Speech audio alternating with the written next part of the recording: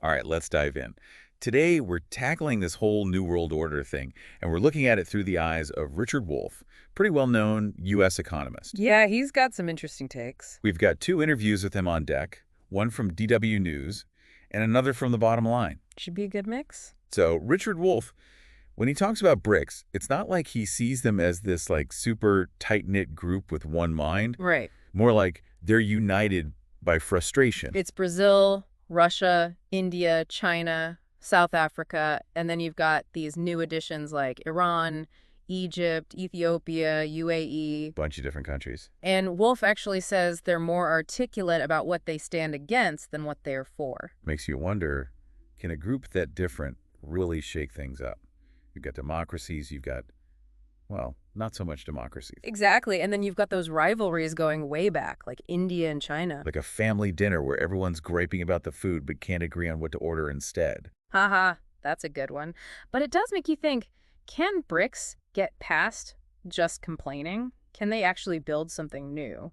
That's what Wolff really makes us think about. And a big part of that is this whole sanction-proofing idea. Yeah, we've seen how the West, especially the U.S., loves to use sanctions as a tool. Big time with Russia recently. Definitely a driving force for countries jumping into BRICS. Makes sense. No one wants to be at the mercy of someone else's economic whims. Right. So Wolff and others point out that these BRICS nations, they're trying to create their own financial systems. Like their own financial universe. Yeah, maybe even a BRICS currency, something to shield themselves. Like one example is they've been developing their own system for banks to communicate, kind of like SWIFT, but without Western control. Trying to level the playing field, I guess. Absolutely. Yeah. And that brings us to the whole idea of the dollar's power, what Wolff calls its reign. He's got this really striking image, the U.S. basically trading pieces of paper for the world's goods. Right, because the dollar's the reserve currency. Everyone needs it, so. So we kind of get a discount on everything. Well, it's more complex than that. But yeah, there's definitely an advantage.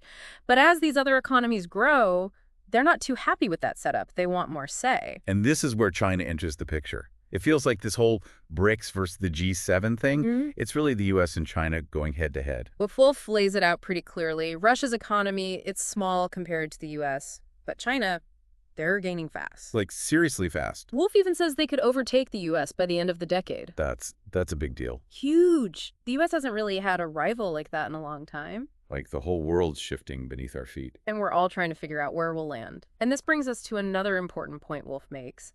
It's not just about the economics or the global power plays. It's about how this all affects regular people, like us. He sees this connection between, like, the changing world order and stuff like inequality and political divides in the U.S. itself. So it's not just over there, it's hitting home, too. Exactly. And Wolff, he doesn't hold back on what he sees as problems with U.S. foreign policy, especially in the Middle East. That's a whole other can of worms. Yeah. Yeah. But he links U.S. support for Israel to this bigger fight to stay on top, even compares it to those interventions in Vietnam, Afghanistan, Iraq. Trying to hold on to power, even if it means getting involved in messy situations. It's a controversial take, but it does make you question, the motivations and the consequences of U.S. actions on the world stage. And Wolff, he gets pretty specific when he talks about the Israeli-Palestinian conflict. He uses this term, settler colonialism, to describe, well, the whole history of displacement of Palestinians and how Israeli settlements keep expanding in the West Bank. That's a loaded term, for sure. But it shows how Wolff sees the situation as unsustainable and ultimately bad for both sides. Yeah, you can't just ignore the human cost of all this. It's easy to get lost in the big picture stuff, but real people are affected. Absolutely. And going back to BRICS, there's this other layer. We've talked about their shared frustrations, but can they really put aside their differences and present a united front? That's the million-dollar question. We've already mentioned the rivalry between India and China, but India is also a major U.S. ally. It's complicated. So many moving pieces. BRICS, they're not a single entity. Each member has their own agenda, and there's bound to be friction. Can they find enough common ground to make a real difference? That's the big unknown. And amidst all this, China's position seems pretty strong. They're the wild card. Wolff's pretty clear about that. China's rise, it's a game changer. And he argues it's not just about the numbers like trade and GDP. It's about a fundamental shift in who holds the reins. So if we're trying to sum up Wolff's view so far, it seems like he's describing a world in transition, one where the old ways are breaking down and new power dynamics are taking over. Exactly. He sees BRICS as a sign of that change, a sign that the U.S.-led order is facing a real challenge, even if it's not clear what will replace it. A lot of unknowns. Definitely. But in all this change, Wolf brings it back to us, the listeners. He wants us to think about our own role in this new world. What can we do? He's urging us to be more than passive observers, to learn about these complex issues and ask those hard questions, because in the end, we're all part of shaping this new world order, whether we realize it or not. Yeah, it's a lot to take in. These global shifts, they feel kind of huge, like out of our control.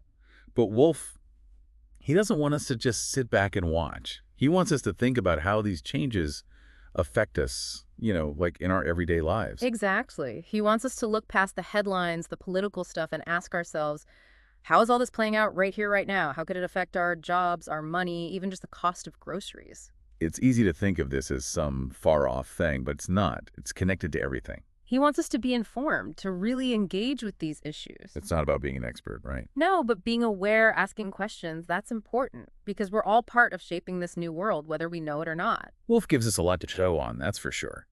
He's painted this picture of a world that's changing fast, the old rules are gone, and power shifting in a big way. But even with all that, there's this sense of, I don't know, potential. Like this uncertainty could also be a chance for good change. Like maybe we can make things better, not just different. Right, a more just world where cooperation matters more than conflict, where everyone benefits, not just a few. So, as we wrap up this deep dive into Richard Wolff's take on things, we're left with this question. How do we respond?